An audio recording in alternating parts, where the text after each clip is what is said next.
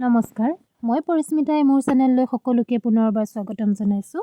আজি মই ঘৰতে বানানা চিপছ কেনেকৈ প্ৰস্তুত কৰোঁ তাৰে এটা ভিডিঅ' লৈ আহিছোঁ। আশা কৰোঁ আপোনালোকে চাই ভাল পাব। মই প্ৰথমতে দুটা কেঁচা কাচকল লৈছোঁ। কাচকলকেইটাৰ বাকলি গুচাই লৈছোঁ। বাকলি গুচাই মই এটা পাত্ৰত অলপ পানীত নিমখ আৰু হালধি মিক্স কৰি লৈছোঁ। তাত মই কল দুটা অকণমান সময় তিয়াই থ'ম আৰু এখন পিহনা লৈছোঁ। পিহনাখনত মই এনেকৈ দেখিছেনে এই ডাঙৰ চাইজটো যে তাত মই এনেকৈ কলকেইটা কাটি লৈছোঁ। ইমান ধুনীয়াকৈ একদম পাতলা পাতলা পিচ হৈ গৈছে, মানে গোল গোলকৈ দেখিয়ে ভাল লাগি গৈছে মানে। তাৰপিছতে মই কেৰাহী এখনত অলপ তেল গৰম হ'বলৈ দিছোঁ।